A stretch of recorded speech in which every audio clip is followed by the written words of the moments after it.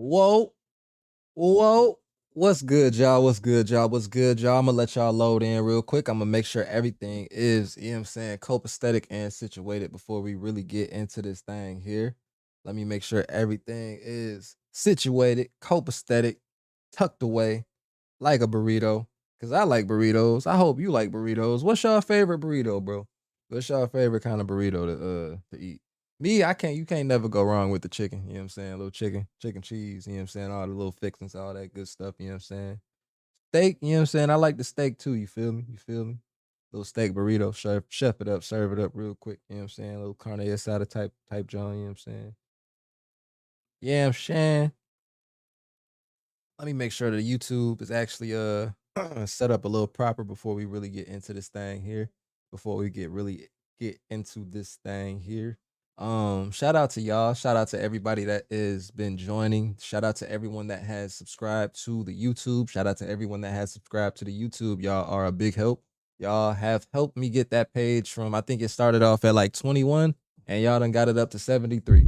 Look at that. And just about a couple days too. This has been just a couple days of y'all just supporting the content and just kind of falling through and just supporting what we got going on. Y'all are amazing. Y'all did that, bro. So shout out to you and you and you and you're gonna love me. And I love you too. I love you back. Thank you. Thank you. Thank you. Thank you.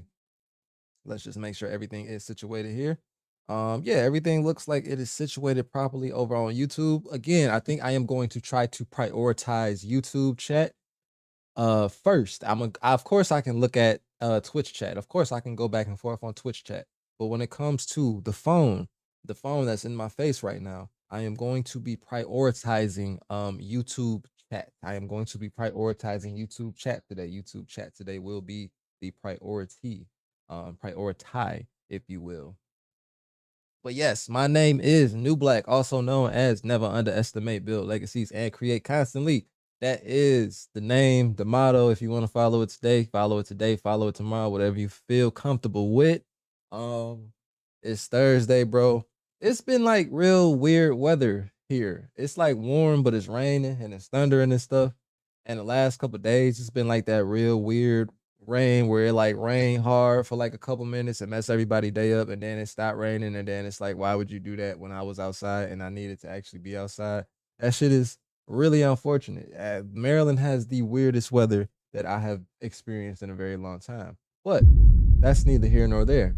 I hope y'all are either safe, sound, or comfortable. And if you are not one of those three, then man, I hope you get to it soon. We do got some reactions, you know what I'm saying? We got I think I wanna knock out a lot of the stuff that is on the docket today. I do want to knock out a lot of the stuff that's on the docket today. So we gonna react to pretty much everything. I'm gonna try to get almost everything on this list out the way today. I know I'm not gonna get everything, but I'm gonna try my damnedest to get a majority of it. You know what I'm saying? But apparently it's some files, man. It's some files. They kept the files. They kept the files, bro. They kept the files. They kept the files. Whose files? Whose files did they keep? Whose files did they keep, y'all? DDG. They kept the DDG files. Now, what are the DDG files? I do not know. I do not know. We about to walk this lonely road together. We about to take this 1,000-mile journey together. We gonna be walking downtown, hand in hand. Faces past. We gonna be homebound together. Now let's check this out. All right, I'm gonna go ahead and let y'all nigga know what type of nigga I am. I'm not trying to hit it. Go like that. You stuck, man. I ain't no motherfucking what's the nigga name? Academics and Hold on, wait a minute. This getting deep a little bit already. Wait a minute. Is this real? Wait a minute. Whoa. and the Arab nigga who don't like black folks, fresh and fit nigga. I'm not finna go through all of it. This shit look like a test. And I've been fucking graduated. Where do I sign? This is what the fuck I do. That boy said this looked like a test. I can respect that for not wanting to go to the actual files. Now, putting them on the stream is a little bit messy. I ain't gonna hold you. Putting them on the stream is a little bit messy. But not wanting to go through the actual documents, I can respect it. You know what I'm saying? That's a little real. I can respect that. Who reading that? This shit make my head hurt. All the times I've been in jail was for one thing. These. And I'd rather get caught with it than without it. All right, go to. Yeah, I couldn't read this shit. Electronically filed Superior Court count. Boy, that boy can't read. Damn, the educational system be failing a lot of people, I tell you. Oh, where the educational system don't save a nigga, the streets will, I tell you. But I don't know how I feel about that. I'm finna fall asleep. I see y'all say academic Twitter. Give me a fucking second. God damn.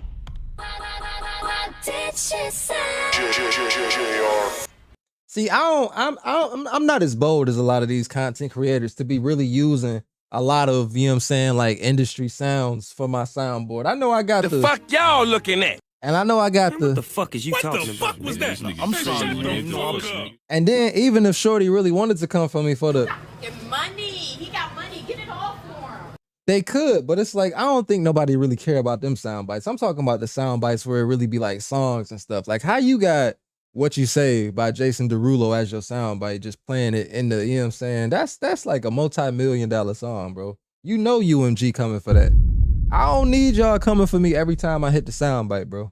Man, it could tell me how to make $10 million on page 5, and I'd never fucking would know, cause I'm not reading this shit. No, hell no. I can't read, nigga. I graduated top of my class. I don't want to read. I'm rich now. Who give a fuck about reading? He said, I don't want to read. I'm rich now. I feel like I can respect that, but at the same time, I don't know if I can. He said, he said, I'm rich now. I don't want to read. That's fucking hilarious. Okay, hold on. Y'all not. Aiden Ross says he connected DDG with his lawyers to help him. Chat, y'all know the truth?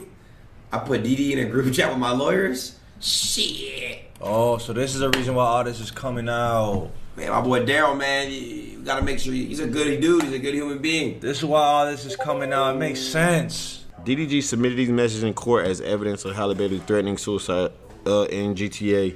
Yeah, don't play with them Jewish folk. Why y'all think Aiden my partner? I ain't finna fuck up none of that. If I get in some real trouble, guess who I'm calling? Aiden, I just off the nigga ass. I need you to make sure I'm straight. I ain't scared of him. I don't want no smoke with him, though. Can I have my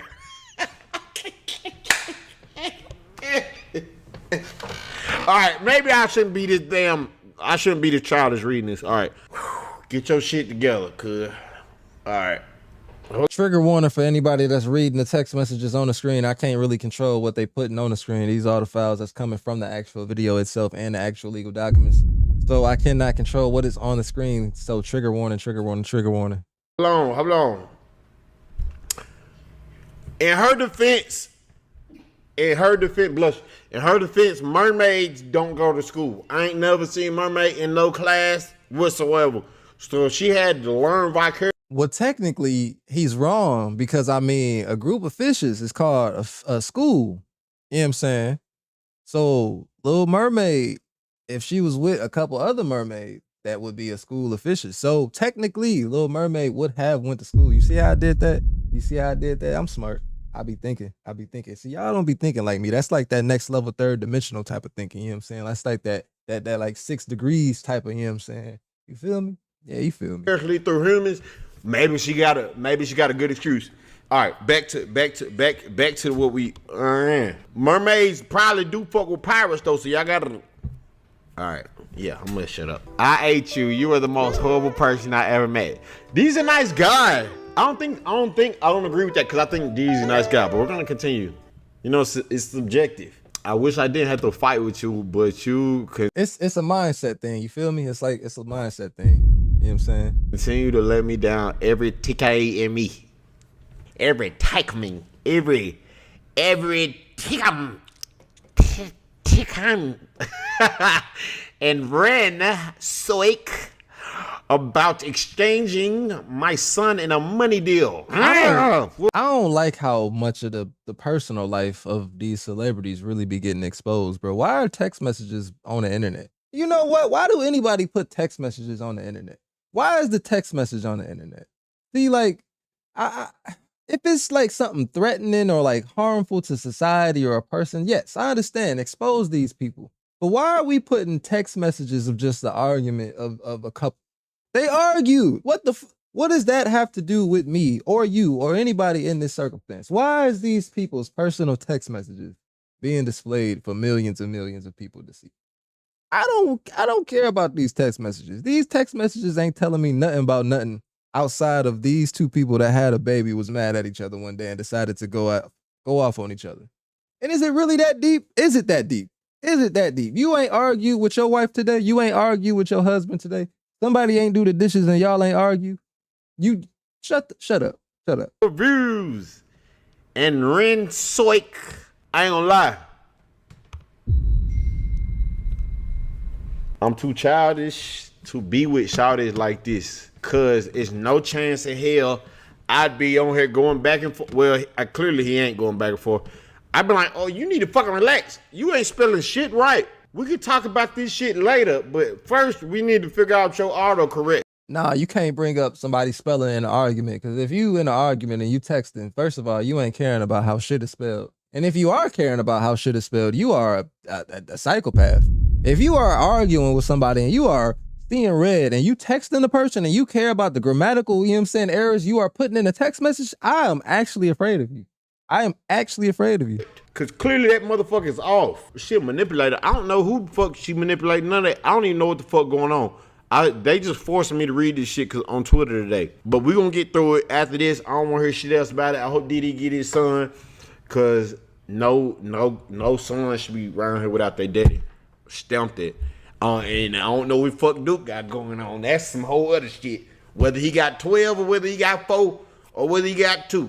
I don't know what the fuck going on. But let's deal with one dilemma at a time. And Ren Soik about exchanging. All right, let me stop bullshitting, y'all. And when speak about exchanging my son in a money deal for views, I don't know what the fuck she talking about. And openly flirt, Abd helped every other woman in the world but me. And openly, you spelled and right. You ain't finna spell it wrong 3 words later. That be my thing. And Ren Soik about exchanging my son in a money deal for views. Okay, we got that. And openly flirt, Abda, help every other woman in the world but me! Exclamation mark. And openly flirt, and I'll be like, Hallie, I want to argue with you, baby, but you making it tough. Look at my text messages. See, this is why sometimes when you mad, you just got to do like the text-to-speech thing when you mad if you really want to text the person. I personally don't do text-to-speech, because why am I text-to-speech and something? That's stupid. I'll just call you. But if you that mad and you can't spell and you seeing red that much where you can't spell and 2 sentences later after you just spelled it correctly, you probably should just go ahead and text-to-speech. It's going to pick it up. AI is very good. It's getting better. It's getting better. It's getting better and better as we speak. Scarily. You see how you can read mine? And these is real American words? What the fuck is you writing to me?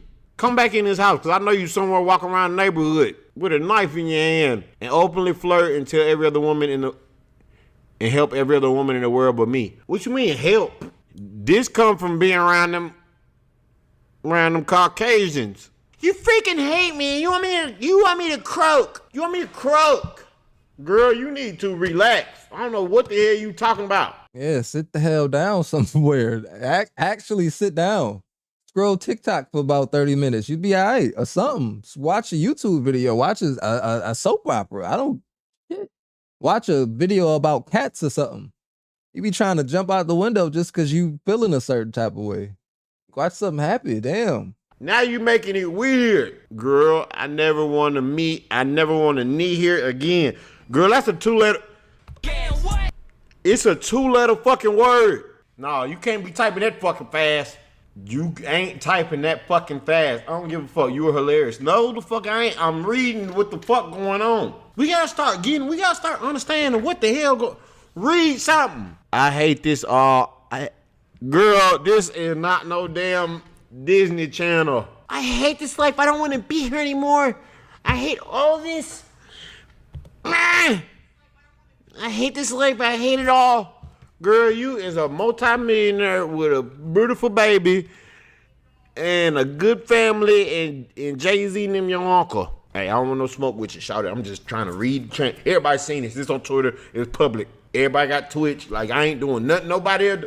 I don't want no smoke with now one of y'all. If y'all wanna come throw me a little paper, I'll shut up. You can bribe me. I'll shut the fuck up. Give me a little 400 racks.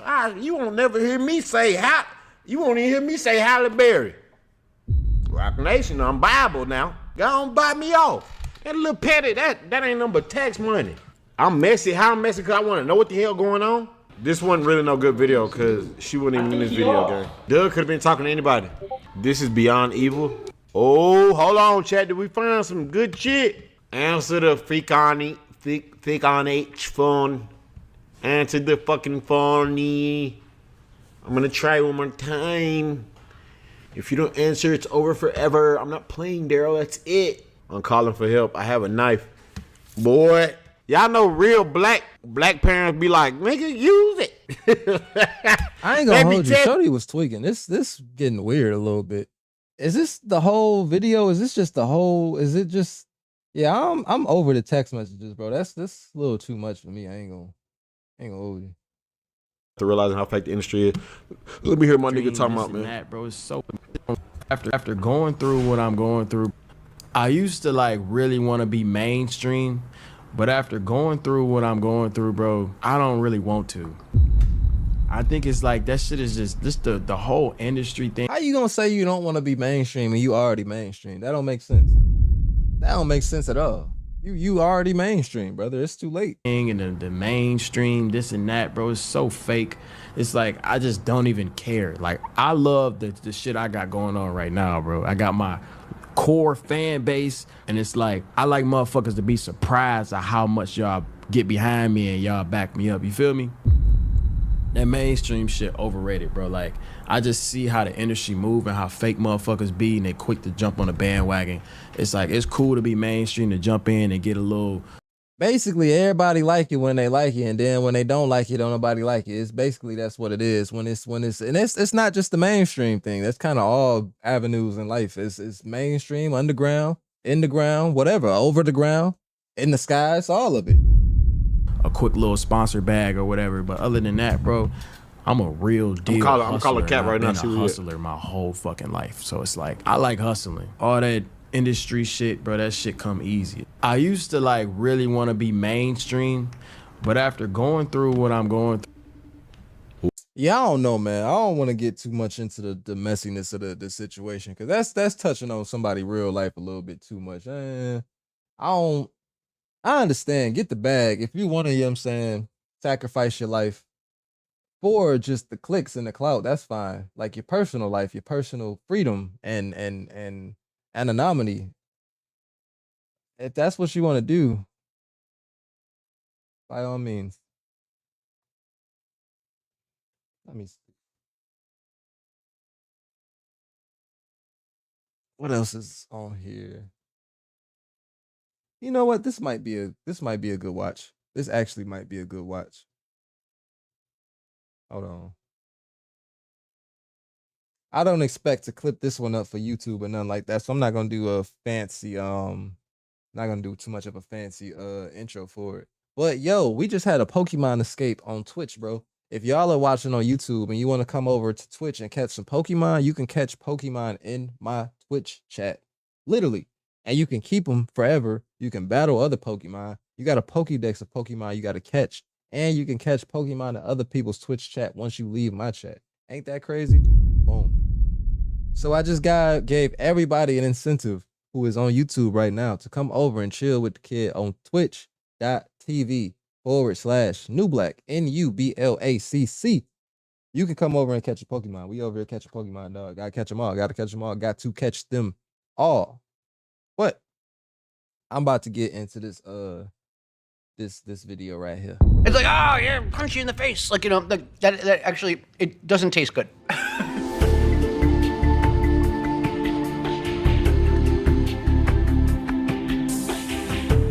Hey, what's going on, everybody? For First We Feast, I'm Sean Evans, and you're watching Hot Ones. It's the show with hot questions and even hotter wings. And today we're joined by Macaulay Culkin.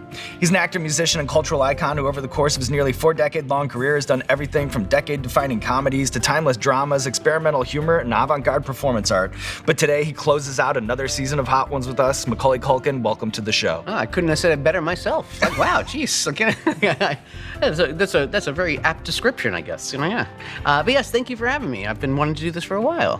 What's going through your head as you stare down these wings in front of you? Or are you a spicy food fan by nature?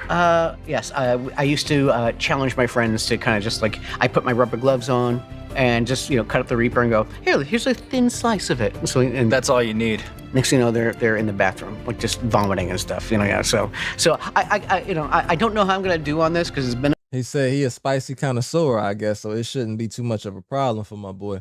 I don't know how. Everybody says that before they start a spicy challenge, and then long into it, you really start to realize why you didn't want to do it. A minute, but yeah, I'm game for a game.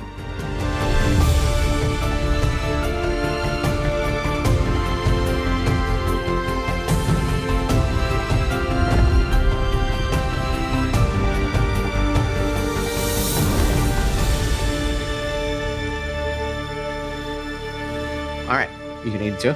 I'm joining you. All right. Tastes like chicken. I would assume so. That's fair. That's a very fair assessment of that. I would hope it tastes like chicken, Yeah. I mean, it's nice. It's nice. It's yeah, it's right down the line. It's what I'd give that to my grandma. Yeah. But yeah, this is lovely. So it's rare for you to sit down and do interviews. We're thrilled to have you in here today. But just out of curiosity, what is it that made Hot Ones a yes for you besides, of course, the free meal? Honestly, it seems really, really goofy, and I'm a big fan of goof. So yeah, I was like, yeah, let's I'm down to. Because it's not a serious platform. I mean, they ask like serious questions, but you're not gonna be like blindsided with a lot of weird questions if you come on here, and that's kind of why that's why you can see more people who don't do interviews come on Hot Ones. So yeah, that's cool. The clown around is really what it is. Like, yeah, that's the wavelength that I like. Yeah. So yeah, no, honestly, it was kind of just like, yeah, I was like, I wanted to test my mettle. I think that's a big thing too. It's kind of like, oh, let me see how I can do on this show. Out of curiosity, did you reach out to Kieran for any tips? Because he really bodied the Wings of Death, I recall, even though he walked into the studio and described the whole experience as super scary. No, I did not. Is like I said, I kind of wanted to fly in a little bit blind, But yeah, no, I'm actually proud to hear that he took it all the way to the end. He set a high bar. Yeah. Well, I'm just generally proud of him because between me and him, we have exactly one Oscar, so it's great.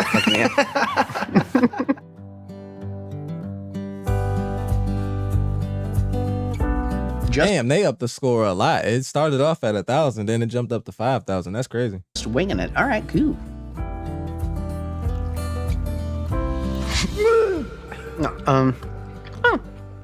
No, it's the spice is in the front, not the back. It's the tip of my tongue, not my throat. It's forward facing. Yeah. So whether it's the role of Kelvin in The Righteous Gemstones or the work that you've done with Robot Chicken, you've really leaned into dark comedy and satire in recent years.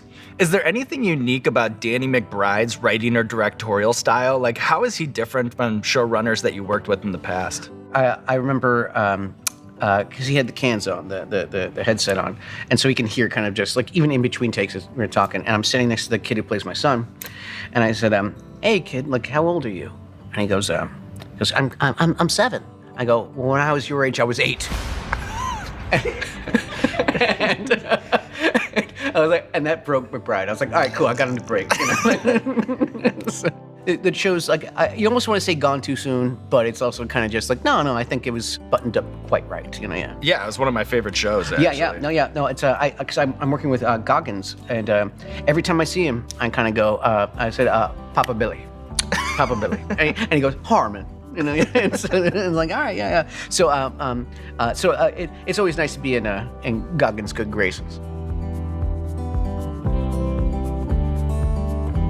18,000. What the hell? I like this one. I like this one a little better. Yeah, it has that sriracha and kind of feel. Reflecting back on your time performing with a band called the Pizza Underground, I imagine when you're doing that kind of performance art that it can be kind of hit or miss with the audience. Like, is there a show that stands out as like the most hostile crowd that you ever performed pizza songs for? Well, what we do is it was a part of the thing is that we would do like a local publicity thing for pizza, like a local pizza joint. So like they would provide us with pizzas, and then we would we wouldn't like necessarily plug them, but we would also what we'd like to do was pass out pizzas to the audience, something like that. So we were passing out like pizzas to the audience, and some schmuck in like the third or fourth row or whatever tried to peg me with it. And hit our drummer. And by the way, our drummer, she played a pizza box on a stick. Like that's the Ricky Dick production that you're talking about. We're grinding the joke. Yeah, no, yeah, exactly. It was a very kind of anti-folk kind of game. Nailed her just right in the crotch. And I was like, oh, that was meant for me, wasn't it? You know, I was like, you know what, guys, give back the pizzas. No, give back the free pizzas. Look, you know. And so, see, and one person like that can ruin it for everybody. Just that quick. Yeah, so I think that was the most belligerent one I think I remember from, at least from the States, you know, yeah.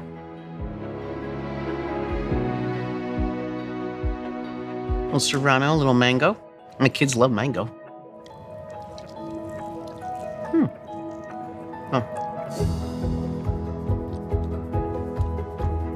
Oh, that's nice and gentle.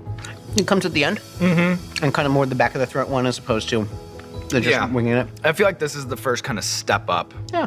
that we take. You know, it's kind of has like aromatic, almost IPA notes to it. I don't taste the mango. No one does. Very Serrano forward sauce. Yes, very Serrano forward.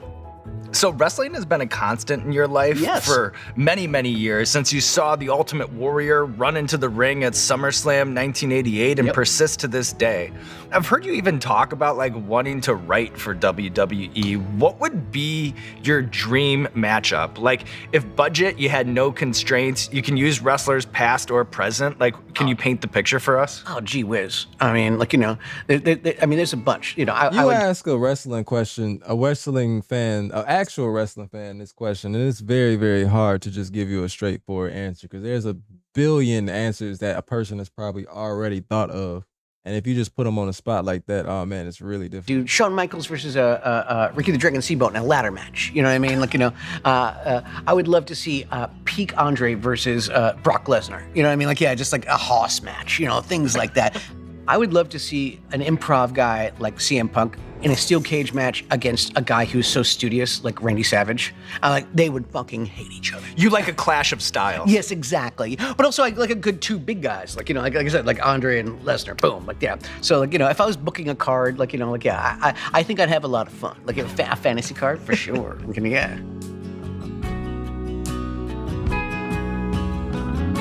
You know, I have a little German in me. I love a good kraut. We'll see if it holds up. Yeah. That's one of my favorites so far. He's handling it. He's like a champ. That's crazy. Yeah, it's lovely. So I can sometimes be a bit squeamish asking Elijah Wood about Lord of the Rings or Daniel Radcliffe about Harry Potter, but if you'll humor me, I do want to fact check some of the lore surrounding Home Alone because the mythology is kind of amazing.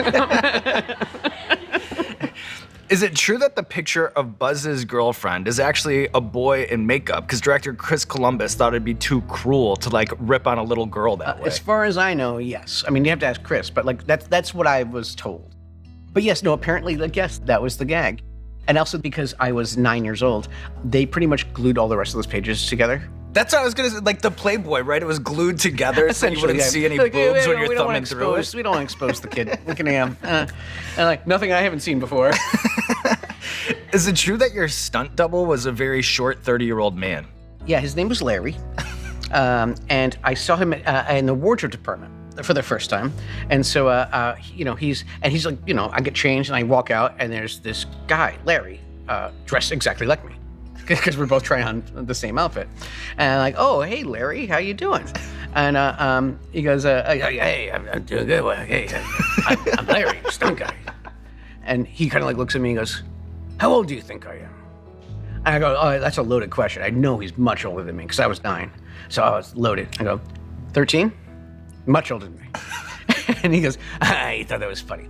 So, yeah, so he, I remember my favorite, like my memory of Larry, he's climbing the shelf. He's climbing the shelf, trying to reach that thing at the top, and the whole shelf collapsed. It was vicious, that first take. It was vicious. And then they do it again. And there's another take. It just, boom, and they didn't like the way everything felt.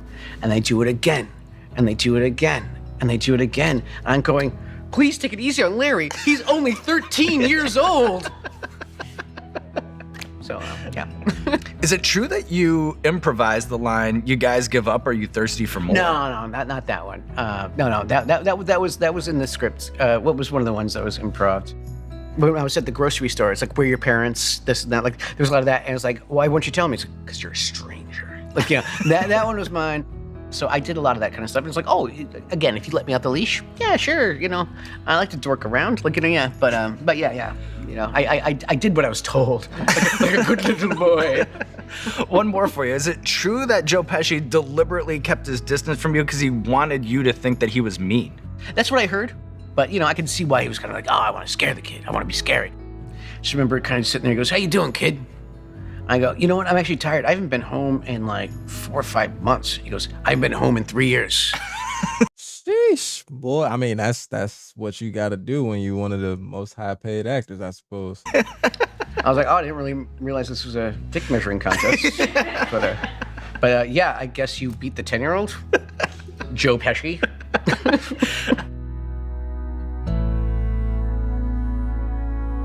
Sweet Scotch bonnet. Okay, Scotch bonnet.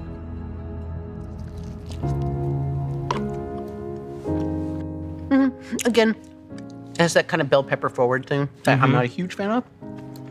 I'm waiting for it to develop. Oh, yeah. So when we had Kieran on the show, he gave us his... I haven't seen too many people like really handle the wing challenge quite like he has. That's crazy.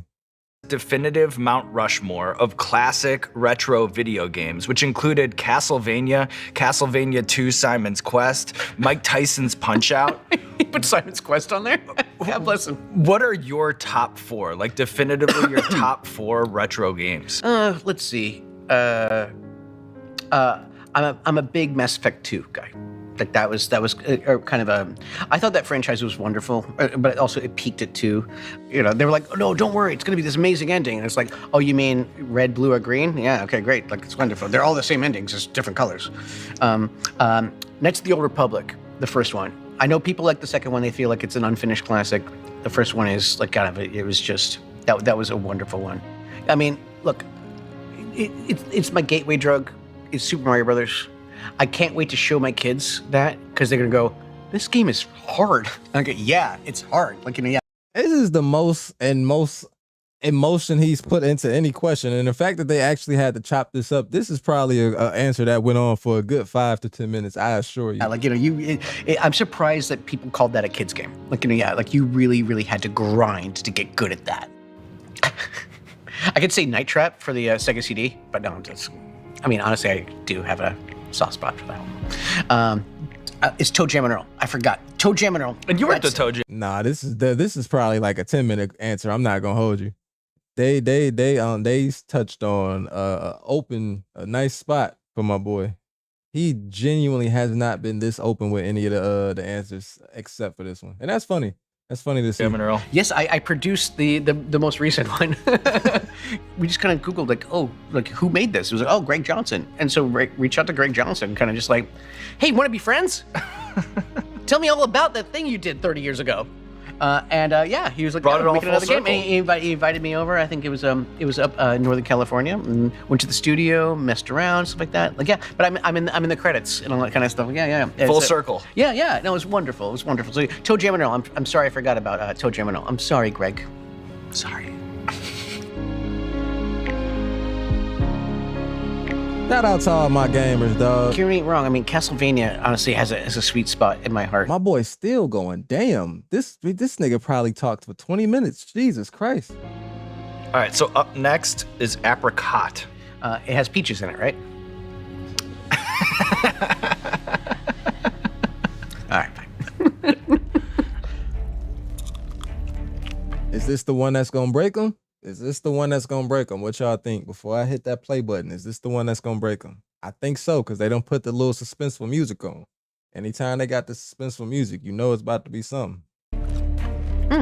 I taste the apricot right away. Do you have any tips for people who want to approach celebrities out in public? Like, I feel like no one has more experience with the good, bad, and in between of that than you. Don't follow me to the bathroom. Don't do that. Because I know they're like, oh, I have you alone. And it's like, yeah. Don't follow anybody to the bathroom, especially a celebrity. That's weird. You're a creep. Why are you following me to go take a shit? You want to wipe for me? What the fuck? Some people might actually. Let me not ask that. Some people might want to wipe for a celebrity. That's weird. You're strange. Why are you doing that? You're really strange. And also, I got my dick in my hand. Like, just like, don't do that. Like, you know what I mean? That just seems like etiquette. You know what I mean? But it's like, why do I have to teach you that? Here's the thing: is that you kind of brought it up. It's like I've been famous like virtually my entire life, and I take my kids to school, and the other kids go, "That's Dak and Carson's dad," and I'm dad famous there, and I want to keep that up. Even if it's just temporary, even if it's just an illusion, I've never felt more famous, more complete famous than that. So like I said, I try to keep up, at the very least, keep up the illusion. So don't approach celebrities when they're at the dinner table. Don't go take them to the bathroom, and never do it in front of their kids. Because even if they're cool with it, just don't do it. Just don't do it. My kids have no idea that me and Brenda are famous. They see Mama on TV. Oh wow, that's kind of crazy. That's fair. But for their kids, they're probably young though, so they didn't grow up watching any of the true like shows that they would know. That's fair. 'Cause when she's not around, I put on Sweet Life. Just saying. And I'm like, oh, I said, oh yeah, no, I showed them some Sweet Life, and you know what Dak said? He goes, someday I want to grow up and marry a girl just as pretty as London Tipton.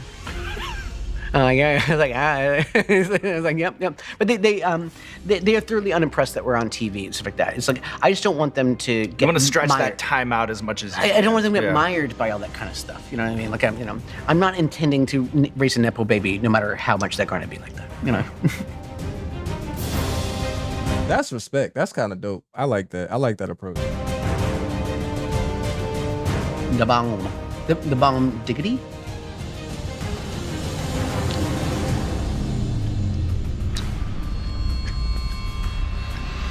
Oh, I see that. That's like abrasive. Like it's violent. It's like designed for the show, which like it's not for the flavor. It's for like not for any other It's like reason. oh yeah, punch you in the face. Like that actually it doesn't taste good. Who hurt this man? Do y'all see the non-reaction? Who hurt this man? And I know that might be a loaded question, but man, this my boy ain't reacted to not a single solitary wing, dog. Like not one. That's actually kind of disturbing. It doesn't taste good. Like I said, this is a novelty. This is a novelty It's a prank. Part. Yeah. This feels like a prank thing. And I think that you accurately pegged it. It's like it doesn't exist for any other reason except for this moment in this show. It's a gag gift. It's a gag thing. Well, you know what? Literally, I'm kind of gagging a little bit, but. You can take it with you, all right? Oh, cool. Oh, I can take. Oh, wow. Yeah. Look, Brenda. Here's some ass sauce. If you could bring any 90s snack back from the dead, what would it be, and why is it the Hostess Teenage Mutant Ninja Turtle cake? Honestly, I mean, this doesn't fall into the category of snack, but Ecto Cooler. For some reason, that popped in my head randomly. I think I was staring at my kids in the backyard, and I went, they could really use it. Oh wow, I forgot about those. Damn, just seeing that is a super throwback. That's insane. Ecto Cooler right now. Like, what am I talking about? I just remember it had Slimer on it, and thought it was cool. I couldn't afford it. I just got the milk from the cafeteria. Well, I'll tell you what, I could use an Ecto Cooler right now. Yes. You know? I can tell, yeah. Honestly, even I'm getting a little tear. I'm getting involuntary. Even tear. you. Yeah. Even you. Mm-hmm. Yeah. We're even starting to break Mac just a little bit. Are you ready to move on here to the ninth The sauce? Sucker Punch. That was certainly a movie.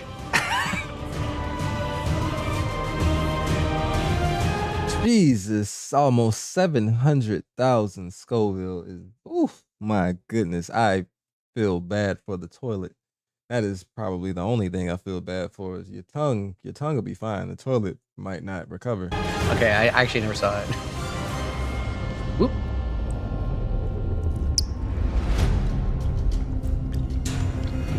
Yeah, this one's also, it's abrasive up front. Mm-hmm. I'll talk to you once it kind of settles in.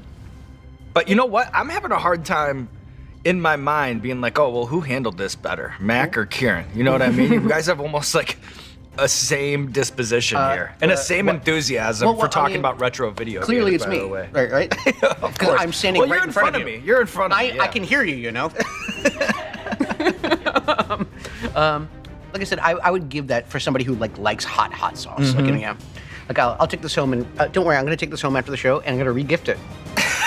Here's my lucky friend. You know I'm right here and I can hear you, by the way. Yeah, I'm gonna steal your sauces. So in 2003, you made a return to Hollywood with the film Party Monster, which at the time broke like a 10-year-long streak of you taking a break, a hiatus from making TV shows and films. Is there a script or role that was offered to you during that break that maybe you most regret not pursuing? Well, you have to understand, at least then, I was retired for at least a big chunk of that, for at least like 6 or 7 years of that. Like just went to high school, I got married way too young, things like that, and I was actually pretty good at like reading. I was kind of voraciously reading through the scripts, but there was a couple that slipped through, and I remember about 2 years later, kind of clearing out the house, throwing out the old scripts, and I saw the one that I didn't read was Rushmore. And I was like, oh dang, like I probably could have done that one. Yeah. Although I mean, I can't imagine anyone but Schwartzman doing that part. But at the same time, I'm like, oh man, like that would have been a ball on a biscuit. That one, yeah. All right, Mac. Here's the one. Honestly, the worst thing is that I have a little bit of a leaky nose, but I can handle this. Yeah.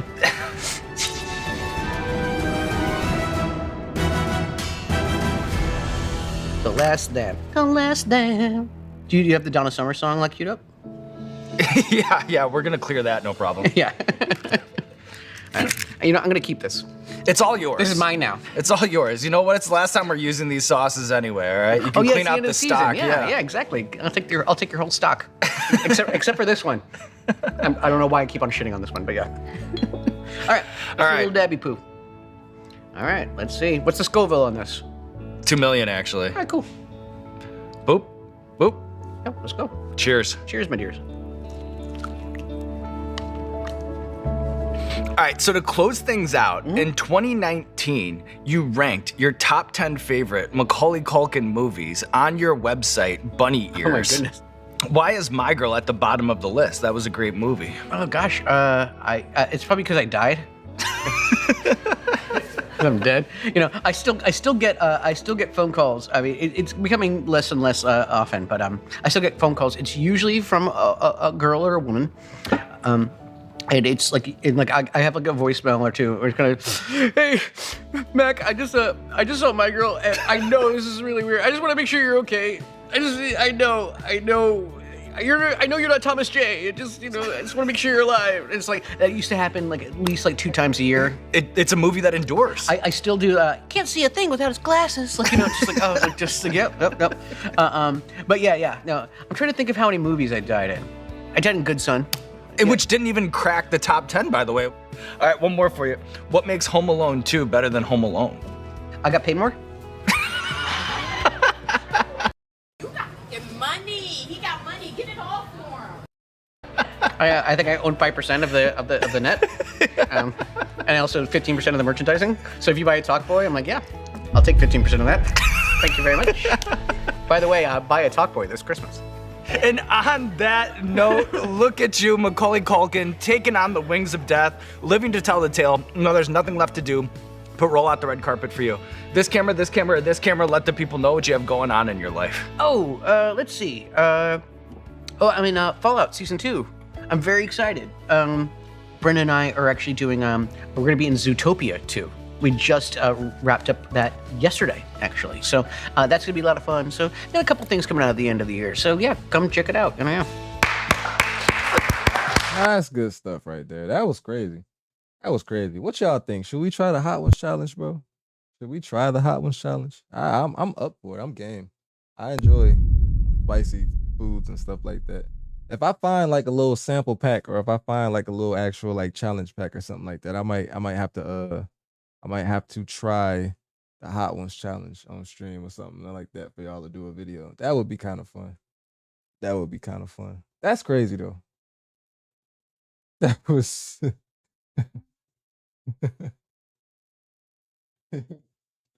chicken baby. That's another conversation. We ain't got to talk about it. That's why I said I feel bad for the toilet. We don't got to talk about the toilet. Well, let me see what else we got on here. We got another 20-minute video. This, all right, I'm gonna watch this one. For some reason, there is a TikToker in the world that takes pride in the fact that he is musty, y'all. I don't understand what is going on in today's day and age, but there are people who are taking pride in the pits, not pitting. The pits be funky, the underarms be reeking.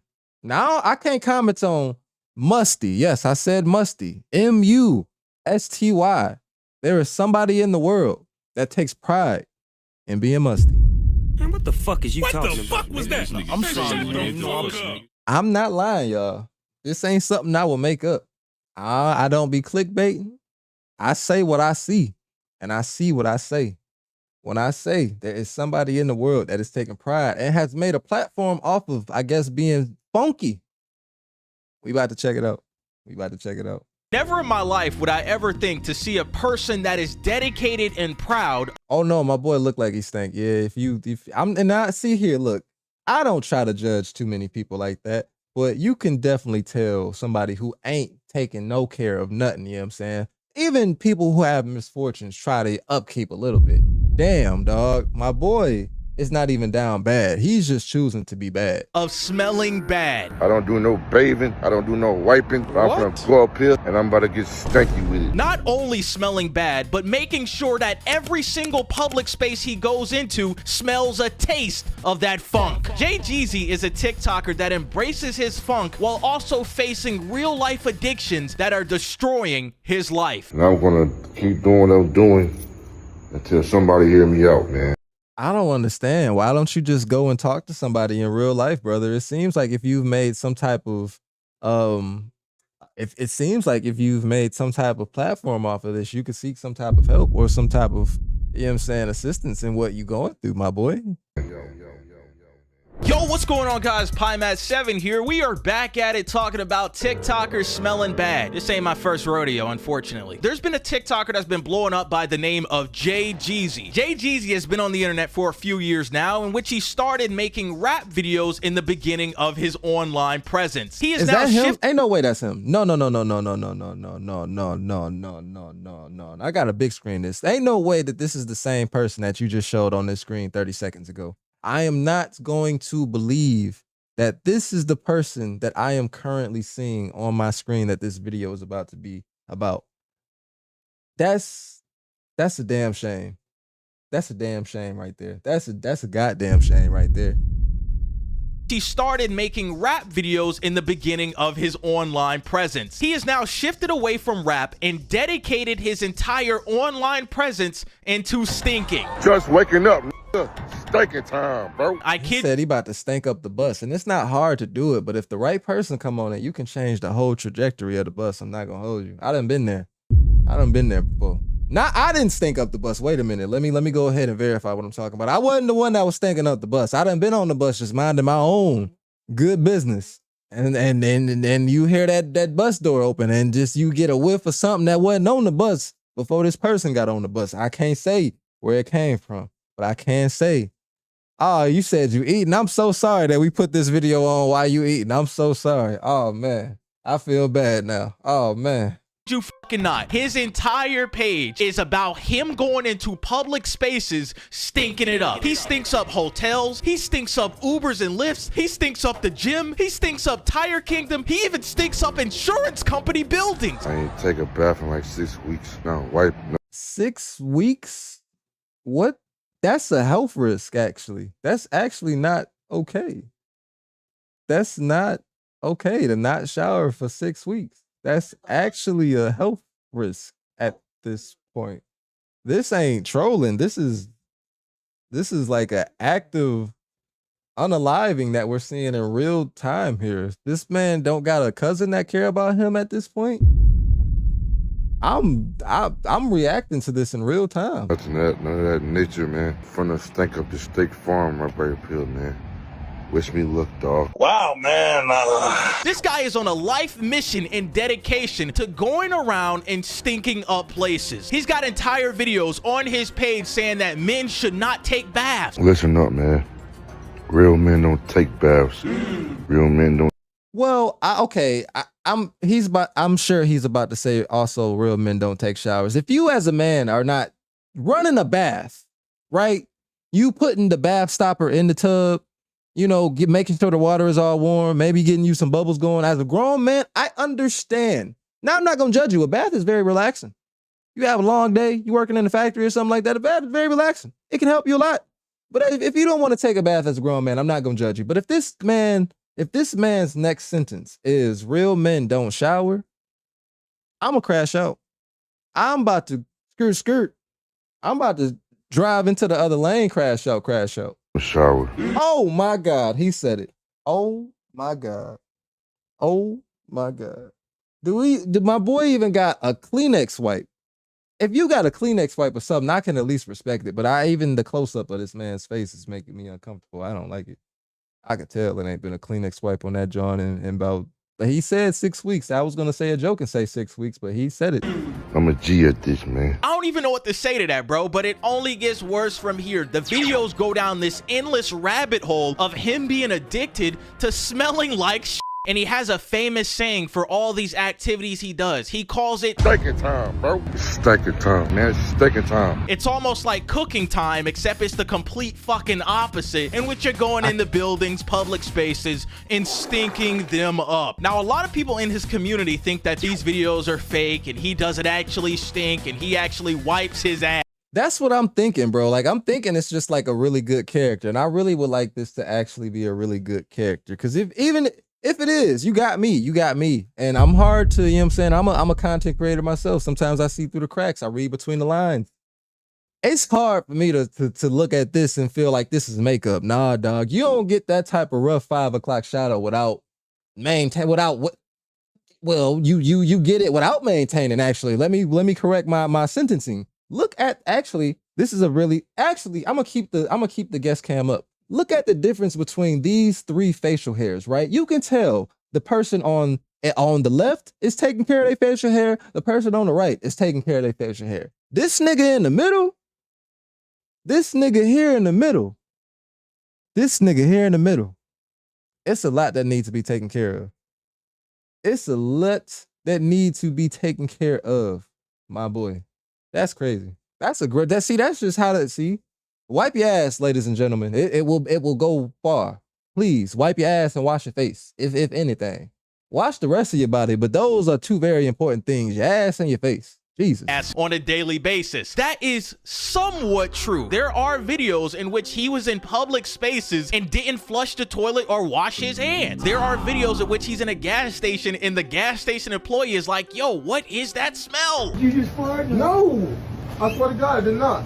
That's fucking weird, bro. That shit weird. I just got there a minute ago. Bro. God damn. This guy is on a stinking kill streak. He about to call in the drones from BO2, except it's gonna stink. Now, you guys would think that somebody like this on the internet is just trolling and this is just one aspect of his life and that he has other things going on outside of these stinking videos. And unfortunately, he does have other things going on, but they're all negative. While also being addicted to stinking, Jay Jeezy is also addicted to tricking. I'm telling you, man, motel is the best. Who is letting this man pay for it? No.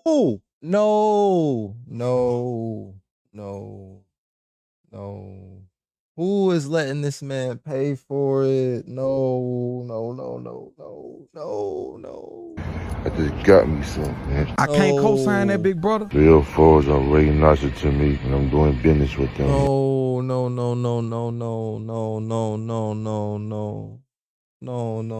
This is not what I thought. I didn't think this is where this video was gonna go. I'm glad I don't vet these videos, but I'm also should start vetting these videos, but it takes away from the reaction. No. Yeah. They're always way more nicer to me than regular females, you know what I'm saying? And that's why I associate myself with them. Brother and Altman, they're nice to you because you're paying them. That's the reason why they're nice. His addiction to tricking goes as far as him asking to marry one of them. What the fuck? I just asked this 304 to marry me. This told me to leave. And we really get to see an inside of this trick and addiction in which he always talks about how he loves their feet and that he asked one of his own friends if they could send him feet photos in which he would pay for them. Wanna know why? I mean, that's normal. People like that particular type of thing, but for this particular individual, a lot of things he do is just a little aggressive. Like it's a lot that's gonna come from him interacting with anybody in that realm. Like there's so many things that's wrong with the fact that he is. I don't like it. I don't like any of this. I hate all of it. I want to fight this guy. I was so darn depressed yesterday, man. So I hit this girl. This is why you need to stay in your children's life. Even if they making bad decisions, deal with that little motherfucker and help him out. Help the nigga wipe his ass, at least. At least if the nigga ain't gonna get a job, at least help him wipe his ass every day. Look, bro, this woman actually. If I was willing to pay and all that stuff, man. You know what she said? No. Told me no. Yeah, I'm just as much disappointed as you are watching this video. I'm the one making it. In fact, I looked up Jay Jeezy on YouTube and he has a video interview with Soft White Underbelly talking about how he's been addicted to tricking ever since he was a child. Going in depth talking about how he's paying for this once or twice a week. How often will you meet with one of these girls? Probably like once or twice a week. This whole tricking addiction with Jay Jeezy and the stinking is on a completely different level. But if he was on Soft White Underbelly, I wonder if he in LA then. If that's the case, a lot of people need to get the fuck out of LA, bro. A lot of people need to get the fuck out of that LA, bro. That place is a cesspool at this point. Like I said, I keep saying you can have a good life in Nebraska. You can have a good life in Sacramento. Well, no, get out of the West Coast if you in LA. Go have a good life in like Ohio or Cincinnati or something like that. Go see another part of the world, bro. Y'all need to get the fuck out of there, dog. it even gets worse from here. Throughout all of these stinking and tricking videos, there's one thing that's consistently there every single time. Pink Whitney. Oh, the Pink Whitney. Oh my God, this nigga is insane. Oh, I enjoy that shit. This nigga gonna make me never drink it again. If the Pink Whitney got you out here goddamn acting like this, and that's not a good cosign. I don't like that. Some people just shouldn't be allowed to showcase the fact that they are using certain products. Some niggas should rip off the label and just pour it in like a water bottle or something like that. I didn't need to know that. I did not need to know that this nigga is out here drinking a drink that I actually like. It's good, but if it's making you act like this, I ain't never not washed my ass after drinking some Pink Whitney. I ain't gonna hold you. You can't keep a black man down. Can't call yourself a real man. You never had no prick.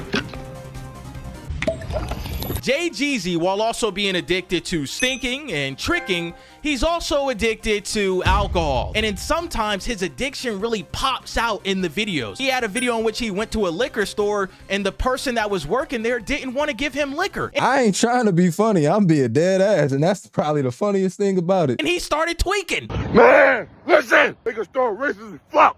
They don't want to sell me no pink, man. They don't want to sell me no pink, bro. I'm pissed, man. They don't want to sell me no pink, bro. I've been a loyal customer for years. What they got going on, man? Because I'm black or something, bro. They tripping, bro. Nah, it's because you drunk off your ass, my brother, and it's probably about 3 o'clock in the afternoon. Damn. Y'all niggas don't count y'all fucking days. Bro is out here chroming out. He's having cyber psychosis right before our eyes. His community also likes to joke about how he doesn't drink real Pink Whitney, and he tweaks out about that as well. When I got proof that you drinking Mad Dog. Now you wanna fucking lie. I mean, if he drinking Mad Dog, I wouldn't be surprised that, oh, this is also Mad Dog behavior. I know people who consume the MD. You shouldn't be consuming Mad Dog. You never should have been consuming Mad Dog for the record. But in 2025, you damn sure should not be consuming Mad Dog. You wanna fucking lie? You wanna goddamn lie? Stop fucking lying, nigga. I ain't never in my fucking life drank Mad Dog. That's yo dumbass. Everybody done drink Mad Dog. I ain't gonna hold you. If you don't drink it, that's another thing. If you don't drink it, ain't nobody saying you drink that shit. But everybody has drank Mad Dog. Everybody got a goddamn Mad Dog story. I threw up all over my fucking homeboy living room off of some fucking Mad Dog when I was like 18, 19, some shit like that. Everybody got a Mad Dog story. That was one of the first things that niggas actually was trying to buy. You see this shit? Prank! It's prank, nigga! It's like a prank! Straight prank! This dude is about to become a cyber psycho about this Pink Whitney, man. I've had Pink Whitney, and I'll tell you this, it's like Half-Life Source. It's not bad, but it's definitely not good. With all these addictions stacking up in his life, we start to see glimpses about how his mental state is. He'll drop these random videos in the middle of his chaos talking about how he feels. I've been really depressed yesterday, man. Still depressed today. I feel like people really don't love me for real. For me, growing up without my mom, I always felt that sense of emptiness, man. Had all my aunties and stuff, but it just was never enough, bro. I never had my mom, bro. And that shit hurts to this day. He uploaded a video a few Yeah, at this point, it's not I don't think he choosing to act this way out of a lot of I don't think a lot of this stuff is a choice. You know what I'm saying? It actually is depressing. You know what I'm saying? I don't know what his actual upbringing was, but just based off of that clip, you can tell that there is kind of like an underlying pain there that's making all of these decisions come forward. So it's not always about the jokes. I can understand that, you know what I'm saying? 2 days ago talking about how he has to go into this certain building in which it's basically a facility for adults that are hurting themselves mentally and physically. My name is Jay Jeezy, man. I gotta turn myself in, dog. Guess there's no more stinking time for me, dog. I'm sorry to everybody I let down, everybody I pissed off. I just wanted to be calm. Bro, my man got a fresh lining though. My man got a fresh lining. How the fuck? See, this the thing. How you got a fresh lining but your ass stink? How you got a fresh lineup but your ass stink? That don't make sense to me. Why would you sit in somebody's barbershop with your ass stinking like that? Jay Jeezy, man. I'm gonna turn myself in, man. I'll see y'all on the outside. In the back of the video, it says Grace Point Wellness, and I went to their website in which they talk about men's mental health, behavior health, adult emergency services, and addictions to alcohol and substance abuse. After this, Jay Jeezy uploaded a video saying that he only went in there for 3 hours and that somebody called in about him and how the program and building wanted him to stay for 90 days because of his addiction and his mental health that he's showing on the internet. Just came back from Grace Point. You know what I'm saying? I was in there for about a good 3-4 hours waiting on the doctor, and thank God he released me. And it's actually insane. Somebody... Based off of that 3 hours, he looked like a completely different person. They probably let this man shower, change clothes, and all type of shit. Now this nigga looks semi like normal, and that is, I'm not trying to say that to discredit him at all. Just based off of that one shower, this nigga been in the fucking inpatient place for 3 hours. They done let this man probably eat some food, get some fluids, and wash his ass, and he looked like a completely semi-normal person. I could walk past this dude down the street and not, you know what I'm saying, look twice at him. That's the other dude, I would look twice at that nigga. I would actually look back if I walked past him just to make sure he's not gonna turn around on me. This dude, I wouldn't look twice at. Yeah, I lied, saying I was a threat to safety or whatever. Yeah, I don't know. They lied on me, dog. Try to get me locked up. Now I'm glad he And they let this man keep the bottle. Or he went and bought another bottle right after that, which makes me mad because it's like, bruh. Never mind. He got the help he needed, but honestly, it really didn't do anything in the grand scheme of it. He goes back to making these videos talking about how he's stinking up buildings while also drinking Pink Whitney, while also giving us glimpses of his mental state. And in my opinion, I get it, you joking about stinking, this, that, but you really have real life addictions that need to be addressed because my brother in Altman, this is a path that you cannot maintain long term. The Pink Whitney, the tricking, the stinking, man, I get it. You know what I'm saying? The clout's a hell of a thing, but I think in my honest opinion, I want the guy to take a step back, put the phone down, and lock in on your life. Now, Jay Jeezy does have a job. He's employed. He's not living on the streets, thank God. But the money he's getting from work, he's just using to fuel his own addiction. Like I said in the beginning of the video, Jay Jeezy made rap music, and his music ain't even that bad, honestly. The shit kind of fire. I want the guy to take a step back from social media, focus on the music, focus on his health, and quit going into this low-cal. He in Florida, damn, bruh. See, that ain't no better. I ain't gonna hold you. That's genuinely no better. Pipeline, because as of right now, you're really dwindling in between that low-cal status. And it's hot out there, so you know that smell is it's permeating a bit different. Bro, and I'm telling you this right now. I've made a ton of videos on locals. You don't want to be one because it doesn't end well.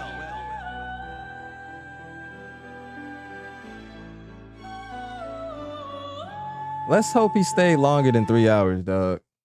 But yeah, Let's hope he stayed longer than 3 hours. That was actually insane. That was a little disturbing. That was a little triggering. I'm sorry, y'all. I mean, it's too late for a trigger warning at this point, but my goodness, I was not expecting something like that to really be what the video was about. You know what I'm saying?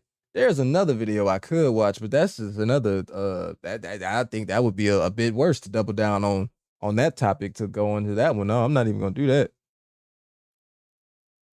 That was a lot.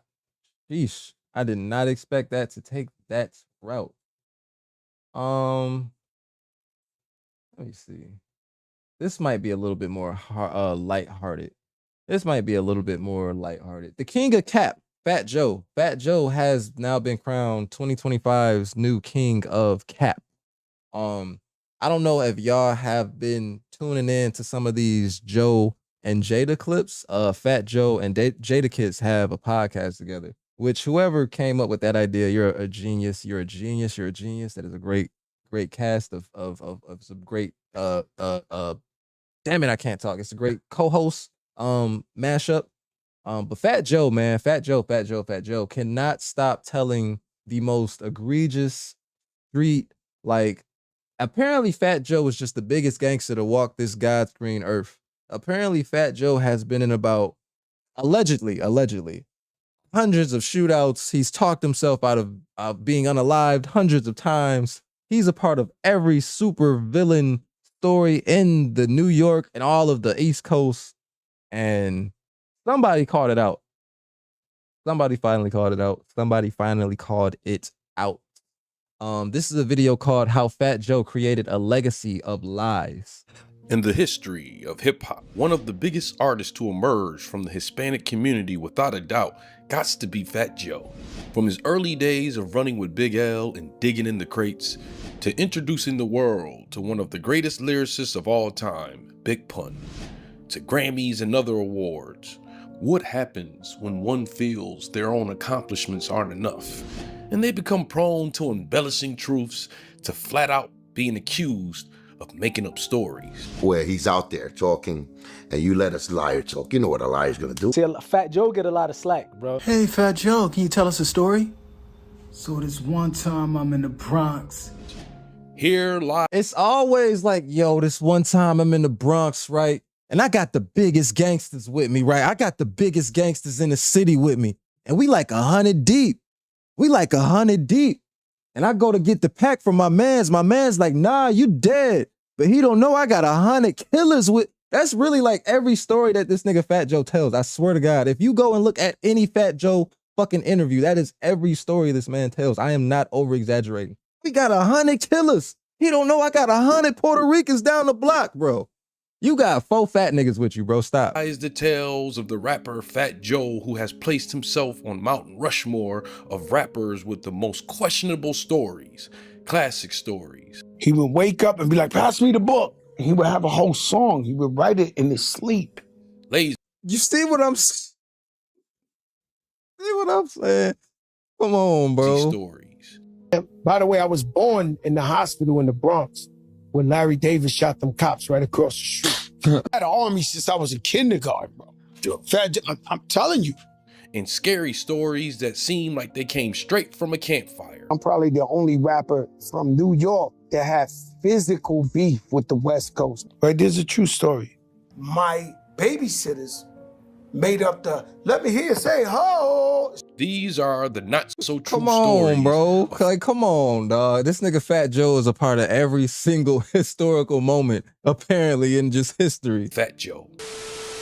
In 2025, if you are an older rapper past your prime trying to stir up controversy, who would be the best target? That's easy. Why not characters bigger than life that are not here to say, You lie! You lie! Of course, Tupac and Biggie. I was really, really offended how Tupac and everybody was like really disrespecting New York. Before we go too far in this video, please do me one small favor and apply pressure to that subscribe button. Yes, apply pressure to that subscribe button. Similar to Snoop Dogg, sometimes it can be hard to denote whether these Tupac stories are authentic. Being, of course, Tupac is no longer here, Fat Joe would do exactly that. by once implying he pretty much is one of the reasons Tupac was kept safe in jail. Tupac's in jail in New York, upstate, like an hour. So the Spanish guys, the Puerto Ricans, start trying to put pressure on Tupac. And they, you know, yo, you got beef for Fat Joe, Bobby? Yo, it's this, you know, and it was really strong where he was at. And he gets on the phone and he says, yo, I don't got a problem with you. Like, you know, this ain't got nothing to do with you, this and that. But you know, these Spanish niggas, they think I got a problem with you. They putting crazy pressure on me, you know. So I had to send a kite and let all the Latinos know, and they're like, yo, I ain't got no beef with Tupac like that. I just said that, he's cool. And then they wound up. So the Mexicans wanted to beat up Tupac while he was in Rikers Island because they thought he had beef with Fat Joe. Which I understand Fat Joe did have a career in the early 90s. Yes, I understand what Fat Joe was doing in the early and late 90s. But let's not put this into the same comparison to what Tupac was doing. Like, anybody gave a fuck about what Fat Joe was doing when this man Tupac was getting arrested at the height of his career. Let's just actually just dead that whole narrative right now. You know, being allies. Napoleon, a member of the Outlaws, would address this, and it sounded like he did not want to upset Fat Joe, but everything wasn't adding up. People got to understand what Fat Joe said, because I was there, I heard it out of Pac's mouth saying that Fat Joe Peoples held me down. So people got to realize what held me down mean. Held me down mean looking out.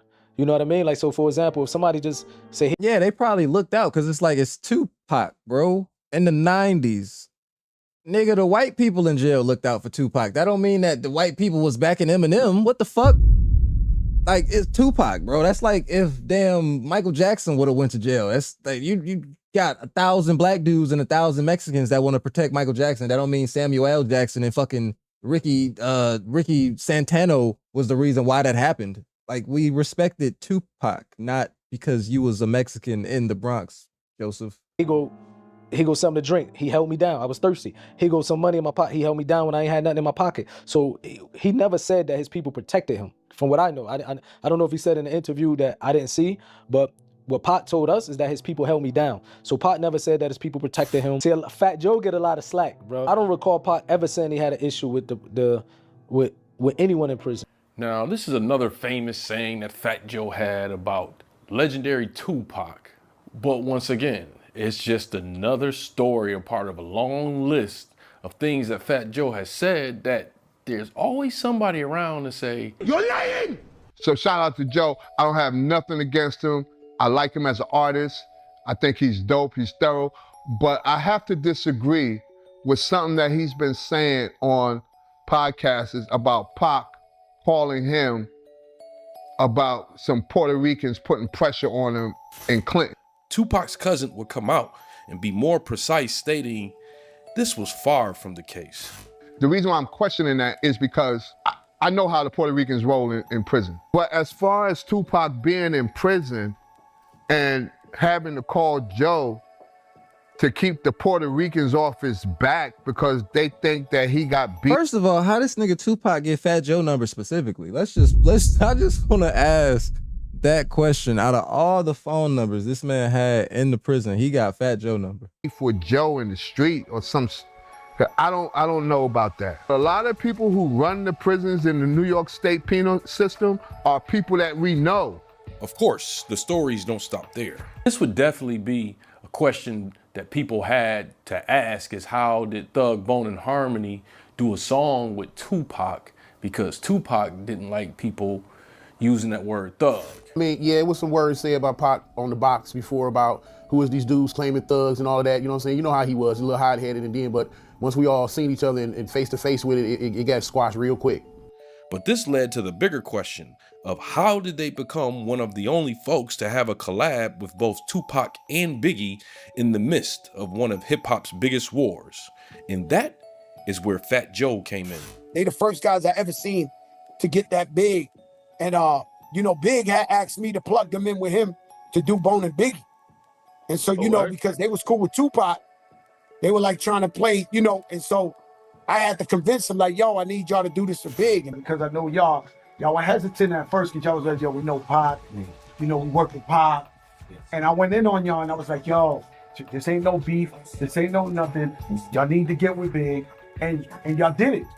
And boy, ain't y'all happy y'all did the Bone MVP? Man, that's a time this people.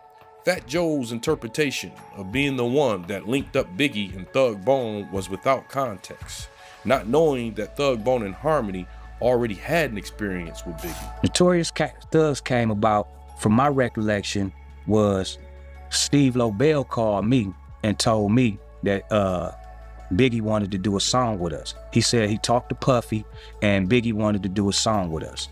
You know what I'm saying? And we was like, hell yeah. You know what I mean? Right off the gate. So all that, whatever, let me clear that one rumor up that said we turned down Biggie Smalls and all. Man, we had never turned down Biggie Smalls. That was our friend. Well, no, I never had any reservations, or I never had any reluctancy of doing a song with Big or Pop. You know, I think where that came in was, I think Busy had some type of felt some kind of way about doing the Biggie song because we had done the Tupac song. And you know, and I think, you know, Fat Joe did, you know, like convince Busy, like, yo, you know, like you need to go ahead and get on the song. You know what I'm saying? Like Fat Joe did do that, but I was gonna rock regardless. When we had an issue back in New York a few years earlier, he helped us out of a sticky situation. So we already had a rapport. Him and Wish had a conversation, and that got us about some things. Why just leave Biggie Tales to one measly story about introducing them to Bone when you can do even better? Why not tell everybody about this album you had with one of the most coveted rappers of all time, whose verse on any track after he died would be worth millions? He made a bunch of songs, you know what I'm saying? But they was like really disrespectful and hateful, and so he died and Tupac died, and it was like, yo, bro, you know what I mean? So what happened to the album? Of course, they must have destroyed it. They might have burnt them shits, to be honest with you. Because, you know, it was distasteful, you know what I'm saying, after the fact. And how many songs did you guys do? I don't know, but a couple. Not maybe 8 songs, 10 songs, you know, like that. Now, I know a lot of you have heard about this story between some mysterious Fat Joe and Biggie album. I know I've had a lot of questions about it. Turns out, I'm not the only one that had questions if this album has ever existed. You see all the stories he tells? You see the Biggie story he's talking about? That he did an album, he did an album with Biggie. Yeah, that he did an album with Biggie. That's straight lie.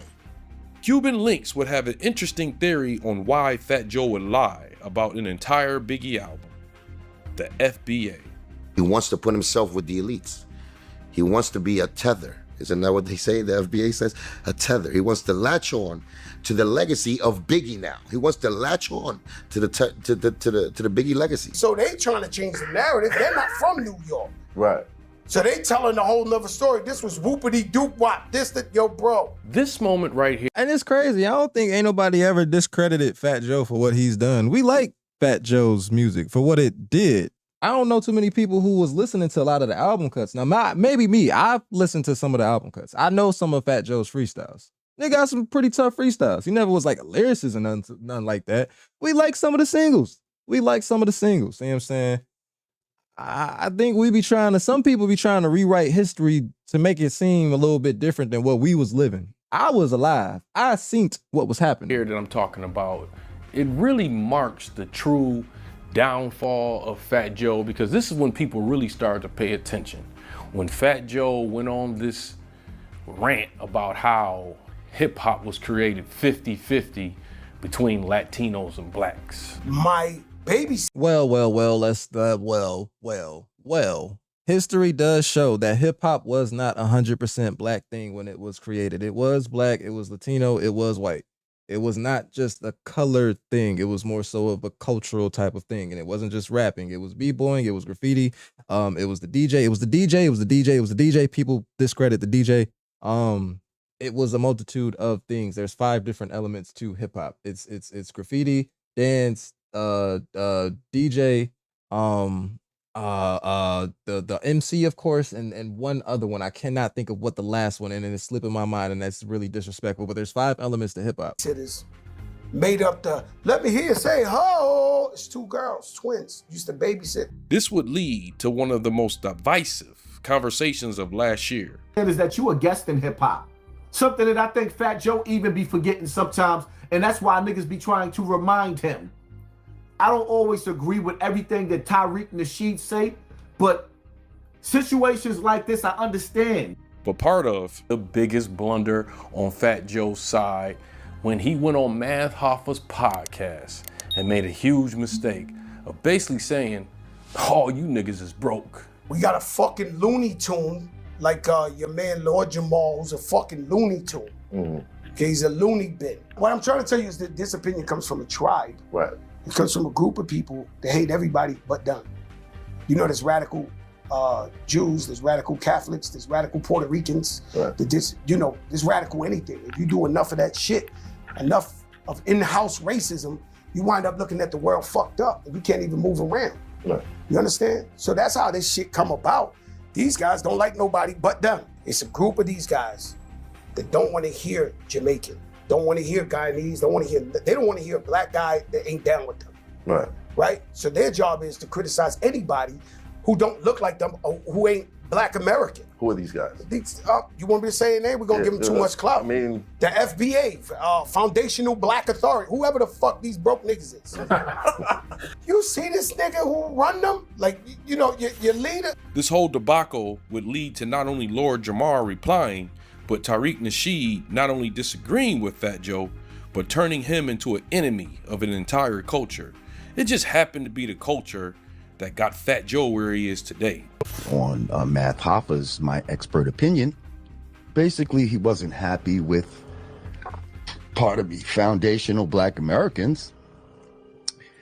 He attacked foundational Black Americans. He attacked me. There's no small group of anything. There's 43 million foundational Black Americans, and they kind of feel a certain way about the actions of a white Latino who's running around here trying to pull rank among Black people. After you've been eating on foundational Black American culture for this long. Understandable.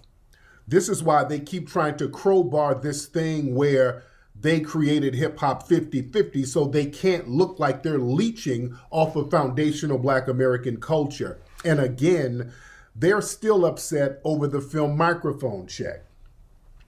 The movie Microphone Check shut down a lot of those lies.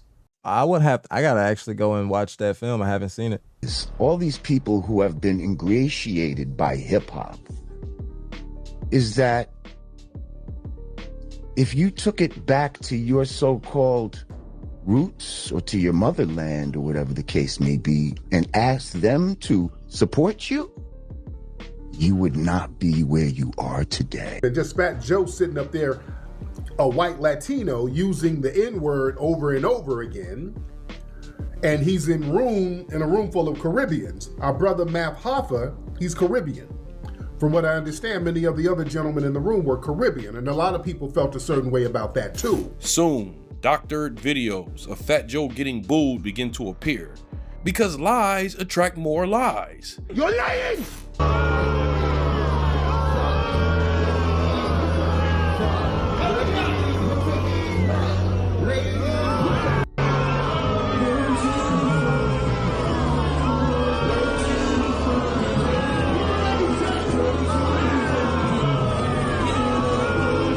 But something interesting would happen. This particular time, instead of someone else coming to say that Fat Joe didn't know what he was talking about, Fat Joe kind of did this on his own. Particularly people from the Bronx, particularly the people who were the pioneers, who were there at the beginning, who told the truth about the beginning of hip hop, and it was not 50-50. It wasn't 50-50. Now we gotta understand Fat Joe, people have accused him of being a pathological liar. I had a Cuban father.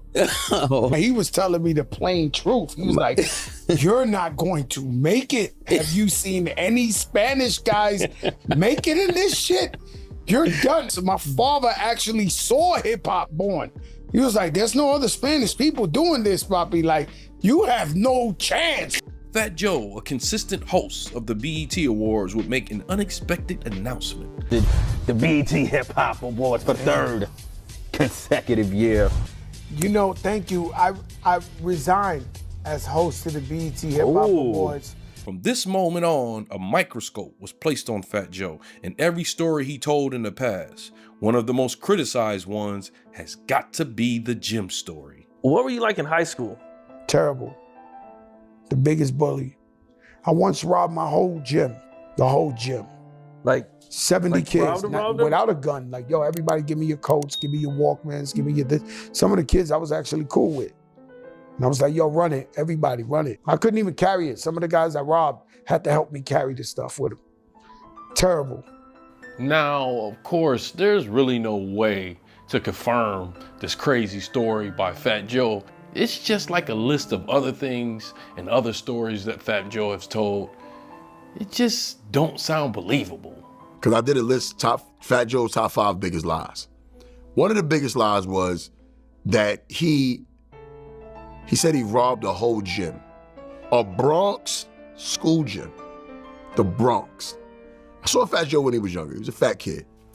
Now, knowing how gyms are at recess in school, at any given moment, there's gonna be between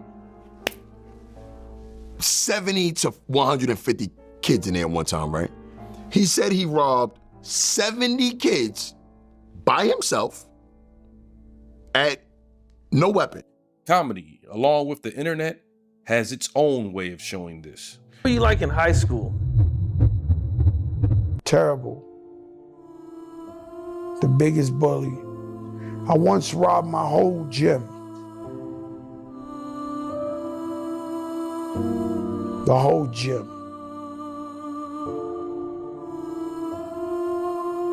70 kids without a gun. Like, yo, everybody give me your coats, give me your Walkmans, give me your this. Some of the kids I was actually cool with. And I was like, yo, run it. Everybody, run it. I couldn't even carry it. Some of the guys I robbed had to help me carry the stuff with them. Terrible. Hey, Fat Joe, can you tell us a story? So this one time I'm in the Bronx, and I got like 10,000 guys with me. Some very serious guys. Every story is the very serious guys, you know, the most dangerous gangsters, you know. Like, these guys are serious killers, mob guys, you know. And at the time, I'm already Fat Joe the rapper, and I'm walking around with some of the most gangsterous guys in New York City history. And I know the internet is gonna say Fat Joe, he's a liar, he's a capper, but I've been around. So we in the Bronx and we walking down the street, and we see this group of people by this bodega. And it's like, it's mad people at this bodega, and there's this one guy in the middle. So the guys I'm with, they flock over to the crowd, and I'm trying to see what's going on, because the people in the crowd, they weren't happy of what this guy was doing. They were exuberant.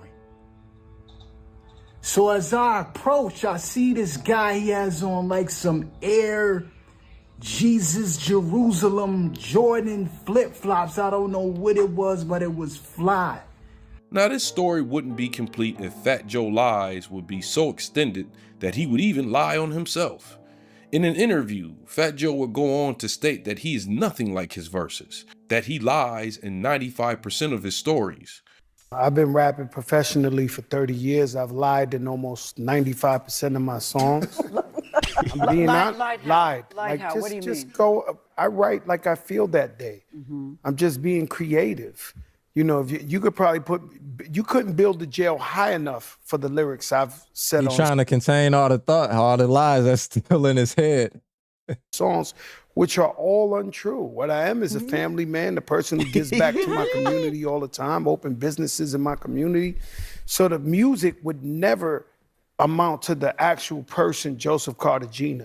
The backlash was so plentiful that he would go on IG to attempt to reconstruct this statement.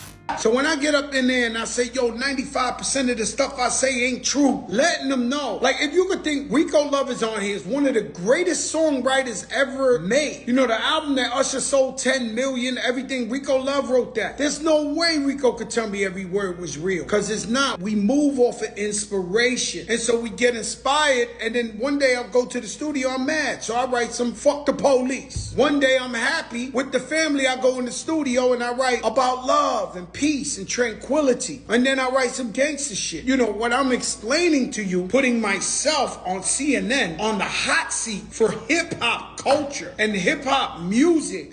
And I had to say 95% of what I say is a lie so that they could understand that it's unfair to try some kids for the rest of their life. Now I know we've all heard the term of the energy that you put out there, the universe will take that and put it back on you. Rapper Fat Joe has been hit with an explosive $20 million lawsuit for allegedly coercing his ex-hype man into thousands of sexual acts.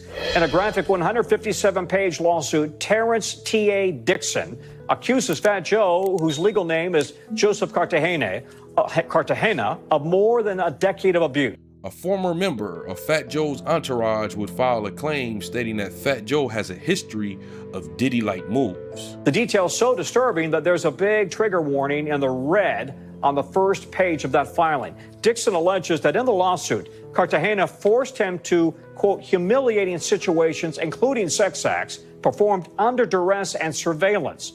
Dixon claims he personally witnessed Cartagena engage in sexual relations with girls as young as one of whom Cartagena was allegedly in love with and contemplated leaving his wife for. An attorney for Cartagena says the lawsuit is a blatant act of retaliation. So I'm going to read through a few of the pages from this Fat Joe lawsuit that was brought forth by his former hype man by the name of Terrence Dixon. He defended Fat Joe's control over plaintiff extended far beyond mere financial exploitation or denial of credit. Over 16 years, defendant cultivated a deliberate environment of psychological manipulation, intimidation, and persistent threats to ensure plaintiffs' continued submission, silence, and loyalty despite ongoing abuse, exploitation, and humiliation. The defendant employed persistent verbal abuse, threats of physical violence, erratic and insufficient payment, manipulative control over travel and accommodations. Plaintiff was routinely coerced into engaging in sexual acts with women, specifically brought by defendant Fat Joe to hotel rooms and private gatherings following performances and studio events. Defendant Fat Joe frequently arranged and orchestrated these encounters, intentionally creating scenarios. Defendant Fat Joe regularly monitored these encounters closely, frequently remaining in the room to watch, record, or provide explicit direction and commands. Even if you may question this claim of Fat Joe's antics, one thing that's undeniable is this is just another scratch on the legacy of hip-hop's most prominent Spanish gangster rapper, who more than likely will be remembered as one of the biggest fibbers in an industry that once thrived on authenticity, giving himself the title of hip-hop's Latino. Thank you. King of Cap, y'all. The King of Cap. There y'all have it, yo. There y'all have it, yo. The King of absolute cap. I didn't know half of that stuff. Some of that stuff I've seen, some of that stuff I had not heard before. That's actually crazy. The extent some of these rappers will go to protect, I guess, a gangster image or a gangster legacy, man. But guys, I think that's all we have time for. I do think that is all we have time for today. I think we have had a pretty good run with this. I do have to go and clip up some of this stuff. I do got to do some of the little behind the scenes work that we all have been doing. I think that's where we're gonna wrap up. And I got to do some stuff early in the morning, so I don't want to have this stuff go too long. Y'all have been an absolutely amazing audience as always. My name is Never Underestimate, Build Legacies, and Create Constantly, also known as New Blacc. I do have an album out that's in stores right now. It's called Nobody Likes a Nobody. If you want to check it out, if you want to give it a spin, or if you want to give it a purchase, go ahead. You can buy it on all of your favorite platforms, or you can get it from me directly at Bandcamp. Y'all are amazing. I try to stream every day, if not every other day. So y'all know I will be back. I will see y'all when I see y'all.